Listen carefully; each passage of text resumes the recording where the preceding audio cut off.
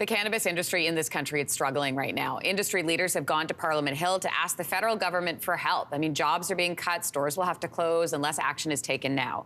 For more, we're joined by business reporter from the Globe and Mail, Jameson Burkow. Hey, Jameson, nice to see you. Haven't seen you in a while.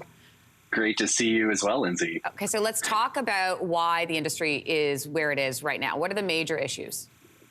Well, effectively, it was the industry thinking that it could essentially charge whatever it wanted for the cannabis that they produced, that people would pay, and that they really could just invest literally billions of dollars in a bunch of assets. You know, these massive, remember the rush to build all these greenhouses. There were a million square feet, and, you know, just like, that's an actual number, by the way. It sounds like I'm just throwing it away, but there were 1 million square feet of greenhouse space that, you know, any given producer would be boasting in a press release. You know, that was like a daily thing back in 2017, 2018. So, you know, now they're sort of recognizing if they want to be in this for the long haul, and if they really want to stamp out the illicit market, that they have to get, you know, razor thin on profit margins, really cut costs to the bone. And they have done that to a very large extent. So now what they're asking for, you know, is a little bit of help from the government in terms of the fairly exorbitant fees and taxes that they still have to pay.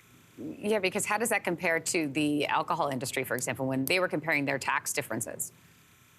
Well, I mean, the alcohol industry has tons of tax benefits, just like any industry, right? Like there's particularly for small businesses, like if you're a microbrewery or something like that, you know, there's lots of tax breaks that are available to you and incentive programs and grants. Nothing like that exists for the cannabis industry. In fact, there's massive fees, like it's a percentage of their overall revenue that they have to pay to the regulators just to keep their license. And, you know, the thing with the cannabis industry that makes it unique to itself versus the alcohol industry is that, you know, the alcohol industry, I know there's still probably people making washtub mint juleps somewhere out there in Canada, but by and large, there is still a pretty substantial illicit cannabis market, and they pay no taxes, and their expenses are much, much lower. So they need to be able to compete a little bit better with them. In order to do that, I understand the Ontario Cannabis Store is going to be dropping prices. Is that right? To compete with the black market. So will that make a difference?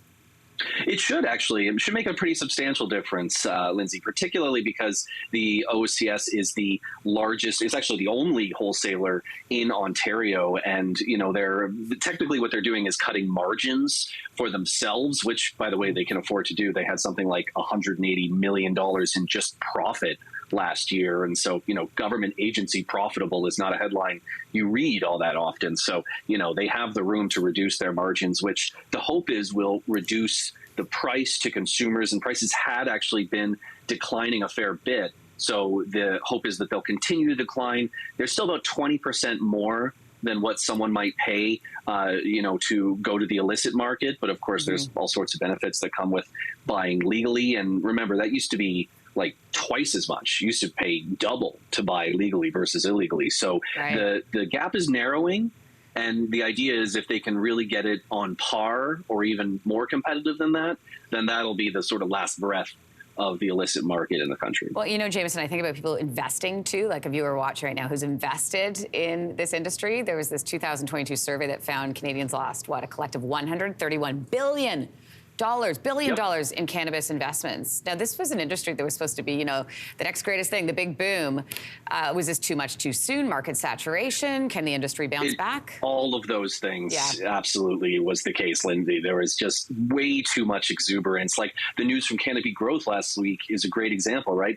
800 people losing their jobs. This was supposed to be, you know, the massive, shining global leader in the industry, and now it's a shadow of its former self. The town of Smiths Falls, Ontario, where, you know, there used to be the former Hershey chocolate plant that was the headquarters, and now they're shutting down that facility. And, you know, like, I'll give you one example to show, you know, the sort of hubris of the age. That wasn't even that long ago. 2020, so March 2020, just before the sort of pandemic era, I guess you could say, was the first big layoff that Canopy did. They cut 500 jobs and closed 2 big greenhouses in BC. And, you know, those two greenhouses, they paid $400 million for them less than 2 years before they ended up shutting them down. Oh, speaking of growing pains, just think of that kind of comparison. It's astounding. So it is astounding, Jameson. They can only go up from here. Well, we'll see. We'll see. All right, Jameson, always appreciate your time. Thank you. Nice to see you. Great to be back, Lindsey.